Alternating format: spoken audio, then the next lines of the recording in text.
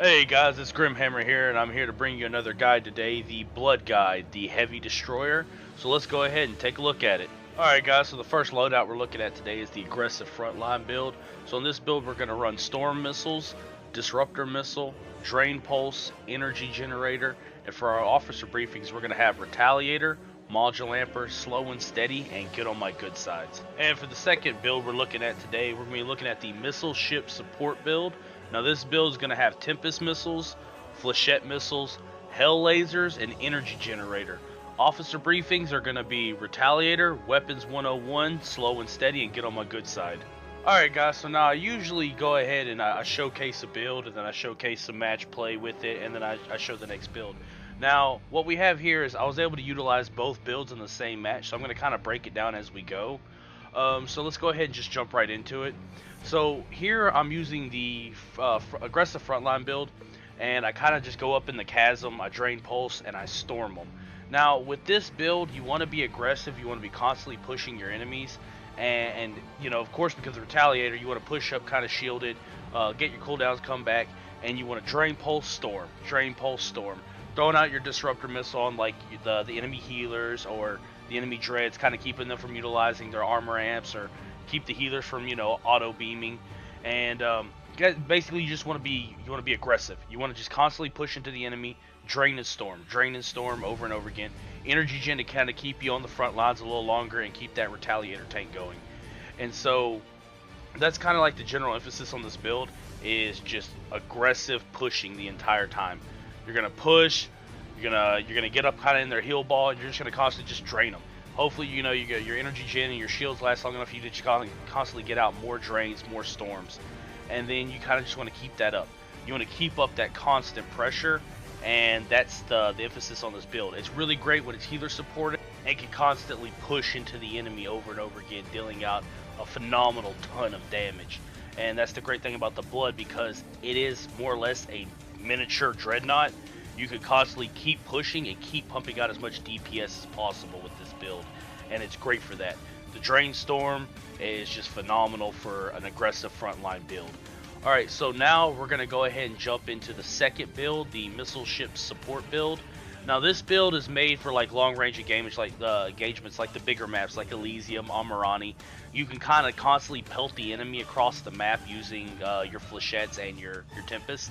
And the Hell lasers are a great added addition to the third slot module, because you can lock down the enemy's Tartarus nukes, you can lock down the salvos, standard nukes, and it's all around great for that because you can keep your team from getting constantly purged by the enemy dreads. And then of course you got your energy gen mixed with your Retaliator and your Get on My Good Sides, you know, your standard officer briefings for this build, because you can constantly push in, like you can see here. I'm basically sideways face towards pretty much half the enemy team, and I'm just taking them out. I have a healer kind of close behind me supporting me, and I'm just pushing out missiles like the whole time, because and as you can see there, the nuke laser is activated, which is great because blocking out a salvo will help the teammates behind me and keep these repair pods that are around me up to keep me healed on the front line. But get back to what I was saying is, with Retaliator, you can keep pumping out all these missiles, because the Retaliator is constantly cooling down these Flechettes, cooling down these Tempests, which both have low cooldowns, and it's cooling down your energy generator, so keeping your side to the enemy, keep taking damage, keep the cooldowns coming, and you can constantly just keep hitting the enemy over and over again with missiles.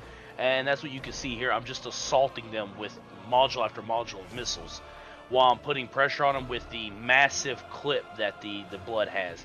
Its ammo capacity for its primaries is great, and it can do a lot of damage, and it can pump out a lot of DPS. And add on to the fact that it is it's a heavy destroyer. It has 45,000 health standard, which is basically equal that of the light dreadnought, which basically makes this thing a baby dreadnought with destroyer modules. So it's really great to have on the front line, because it can be a hard-hitting tank. And for your team, if they don't have a dreadnought that'll push in, or you don't have a dreadnought at all, you can double off as the team dreadnought here and just kind of just push in and be that aggressive play style. But at the same time, with this build, you're constantly able to pump out missile damage and those Hell lasers just in case the enemy's running Purge or salvos or such. And it's really great for keeping your teammates from getting constantly purged and Tartarus the entire match from enemy nukes. So basically, you just want to keep playing it like you would, kind of like a destroyer. Honestly, you want to keep your sides to the enemy. You want to constantly kind of keep pushing, as long as your healers support it. You want to kind of play smart with it and kind of keep close to your team, but at the same time pushing your sides toward the enemy and slowly just pushing up and throwing all your missiles, preferably on their healers. That's usually what I aim mine for, just to kind of keep them under cover, keep them out of the thick of the battle, kind of keep them suppressed more or less. You want to keep those guys under pressure. If there's no healers, the healer's already down. You want to kind of put these on put them on destroyers. Put them on their DPS, kind of help melt down their DPS and just keep up the pressure. Keep up that pressure. Always watch. What I like to do with the Hell Lasers is I like to watch for the icon to turn green. That lets me know there's nukes coming down, and then I can just go ahead and activate it. Honestly, you could also activate it when you see an enemy nuke being fired, and just do it that way as well. Those lasers stay up for a couple of seconds, and they'll take down any nukes they're on their way towards your team. And the nuke lasers have a really nice a range on them, so as long as you're close to your team while you're pushing up, you should have no problem covering those enemy nukes as they're coming down.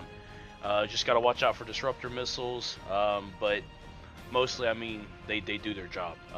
Hell lasers are great, and they're really great for stopping enemy nukes in general.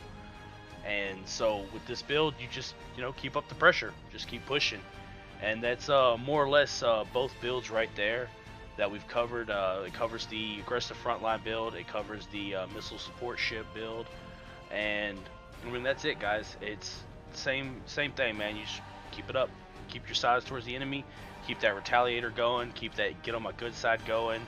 All that energy to gotta go ahead and frontline tank with it. Play it as a dreadnought, and that's the awesome thing about the Blood. It's a tank. It's a big ass tank.